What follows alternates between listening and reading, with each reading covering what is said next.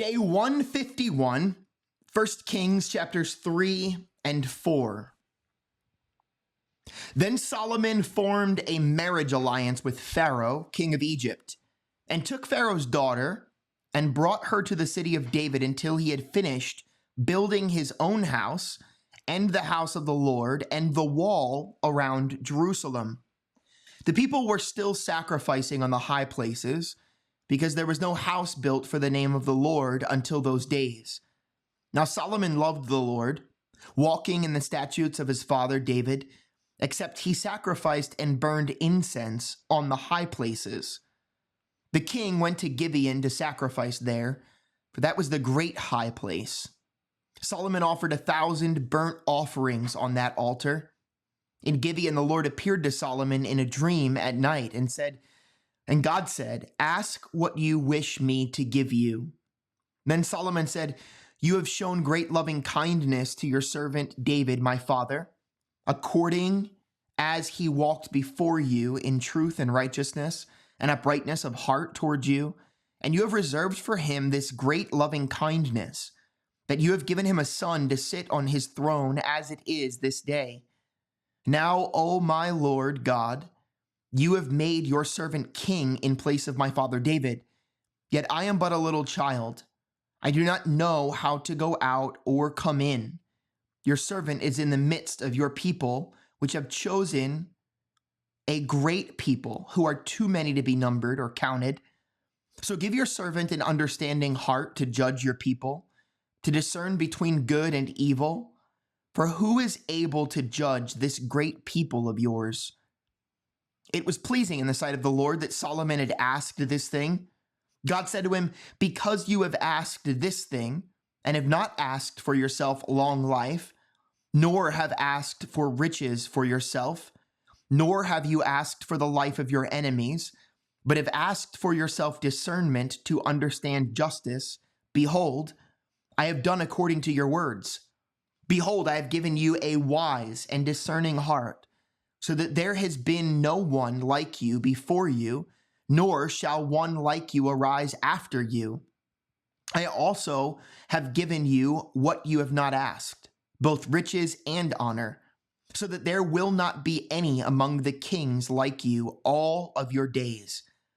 If you walk in my ways, keeping my statutes and commandments as your father David walked, then I will prolong your days." Then Solomon awoke, and behold, it was a dream. And he came to Jerusalem and stood before the ark of the covenant of the Lord, and offered burnt offerings, and made peace offerings, and made a feast for all of his servants. Then two women, who were harlots, came to the king and stood before him. The one woman said, "Oh, my lord, this woman and I live in the same house, and I gave birth to a child while she was in the house. It happened on the third day after I gave birth that this woman also gave birth to a child, and we were together. There was no stranger with us in the house, only the two of us in the house. This woman's son died in the night because she lay on it. She arose in the middle of the night and took my son from beside me while your maidservant slept, and laid him in her bosom, and laid her dead son in my bosom. When I rose in the morning to nurse my son, behold, he was dead. But when I looked at him carefully in the morning, behold, he was not my son, whom I had born. Then the other woman said, No, for the living one is my son, and the dead one is your son. But the first woman said, No, for the dead one is your son, and the living one is my son. Thus they spoke before the king. Then the king said, The one says, This is my son who is living, and your son is the dead one. And the other says, No, for your son is the dead one, and my son is the living one. The king said, Get me a sword. So they brought a sword before the king. The king said, Divide the living child in two, and give half to the one and half to the other. Then the woman whose child was the living one spoke to the king, for she was deeply stirred over her son, and said, Oh, my lord, give her the living child, and by no means kill him. But the other said, He shall be neither mine nor yours. Divide him. Then the king said, Give the first woman the living child, and by no means kill him. she is his mother. When all of Israel heard of the judgment which the king had handed down, they feared the king, for they saw that the wisdom of God was in him to administer justice. Now King Solomon was king over all Israel. These were his officials. Azariah the son of Zadok was the priest. Elihoreph and Ehala, the sons of Shisha, were secretaries. Jehoshaphat the son of Ahulud was the recorder. And Benaiah the son of Jehoiada was over the army. And Zadok and Abiathar were priests. And Azariah the son of Nathan was over the deputies. And Zabud the son of Nathan, a priest, was the king's friend. And Ahishar was over the household. And Adoniram the son of Abda was over the men subject to forced labor. Solomon had 12 deputies over all of Israel, who provided for the king and his household. Each man had to provide for a month in the year.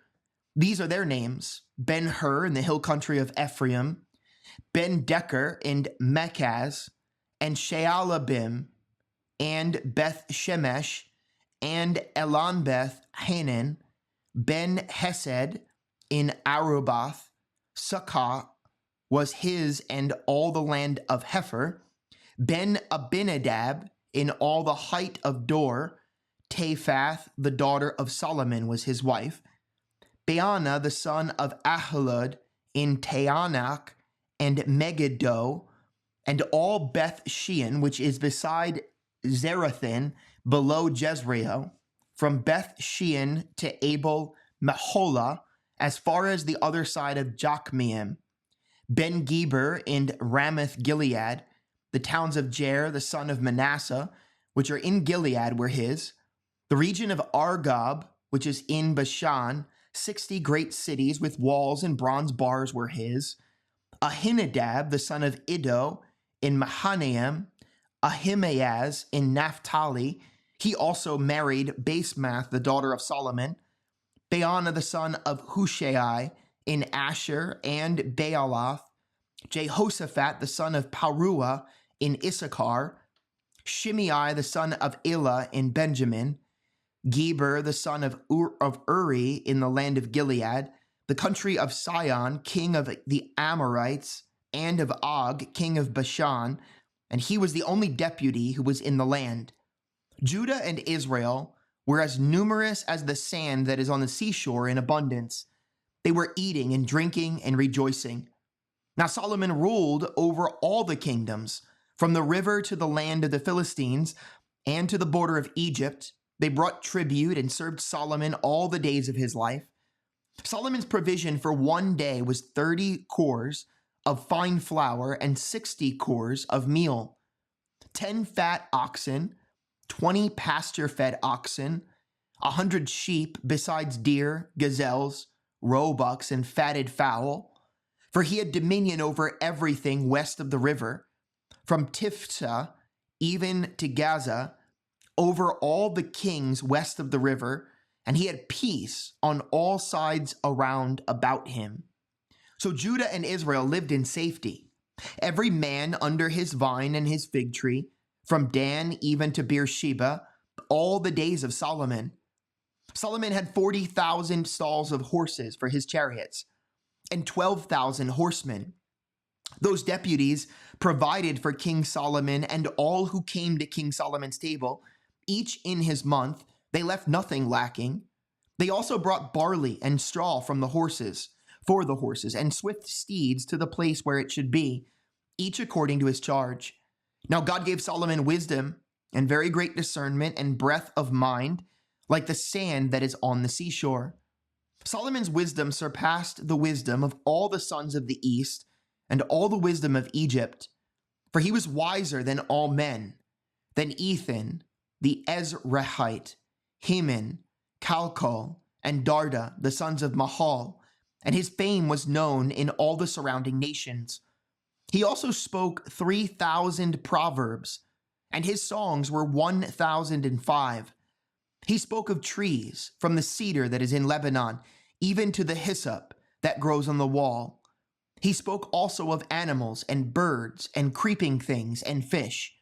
Men came from all peoples to hear the wisdom of Solomon, from all the kings of the earth who had heard of his wisdom.